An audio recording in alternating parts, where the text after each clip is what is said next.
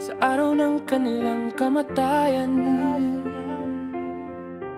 Kahit peso wala silang magdadala, dahil ang lahat ng bagay sa mundo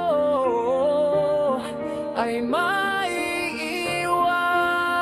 Sa barangay Don Jorge Araneta, Bagong City sa probinsya ng Negros Occidental, may mga taong gumagawa ng flood control gamit ang kawayan at inipong bato mula sa kasapaan. Umaasang sa pamamagitan yan sila ay maprotektahan mula sa kapahamakan na dulot ng kalamidad. Ang sigaw ng karamihan, nasaan na ang ating mga magigiting na politisyan? Ang sabi ng karamihan, nandun nakaupo, nagpapalaki ng tiyan at nagpapayaman. Winawaldas ang pera ng taong bayan, ng iba naman ay nagpapayaman gamit ang pera ng ating bayan. Di ba kayo nahiya sa inyong mga ginawa? Naging kawawa na ang ating bansa. Kailan ba kayo matauhan? Kailan nyo pa maintindihan na ang lahat ng bagay sa mundo ay walang kabuluhan? Pagdating ng ating kamatayan,